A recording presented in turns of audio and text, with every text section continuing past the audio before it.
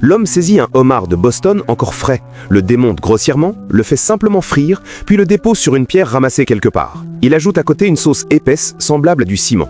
Un plat de fruits de mer qui exige beaucoup de créativité.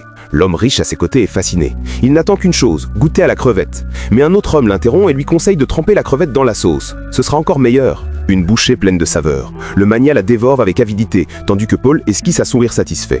Paul est un grand chef. Il est spécialisé dans la cuisine pour les célébrités. Mais en réalité, ces riches n'engagent que Paul pour s'en vanter, car ils n'y connaissent rien en gastronomie.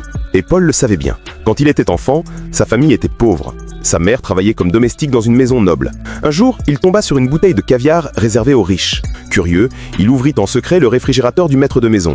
Mais les enfants des nobles le surprirent. Pour ce petit pot de caviar, sa mère dut travailler pendant des mois sans toucher de salaire. Agenouillé sur le sol, pendant qu'elle nettoyait, Paul trempa son doigt dans le caviar renversé. En goûtant, il fut surpris de découvrir que ce mets si coûteux avait un goût affreux. C'est alors qu'il comprit. Les pauvres mangent pour survivre, les riches mangent pour afficher leur statut.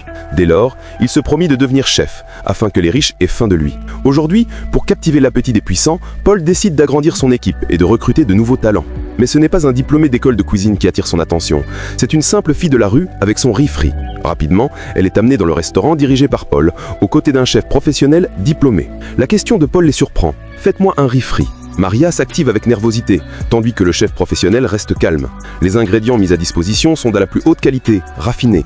Maria, elle, se contente de simplicité. Paul goûte d'abord au riz du chef, puis prend une cuillerée de celui de Maria. Il l'approche de son nez, puis déclare au chef diplômé « Rentre chez toi ». Le professionnel n'en revient pas. Comment le modeste riz frit de Maria pourrait-il surpasser le sien? Pour lui, le résultat était joué d'avance dès le choix des ingrédients. Mais voilà la différence. Maria avait utilisé du riz de la veille, tandis que lui avait choisi du riz fraîchement cuit. En tant que diplômé, il ignorait l'importance du riz rassis pour un vrai riz frit, et cela lui valut son élimination. Maria, elle, cuisinait peut-être dans la rue, mais elle connaissait les secrets de la cuisson. L'odeur de son riz frit détonnait dans ce restaurant prestigieux, mais après une douche et l'uniforme de rigueur, elle devint officiellement chef dans un établissement de haute gamme. Ce n'était toutefois que le début. Le lendemain, elle devait relever encore un défi plus grand.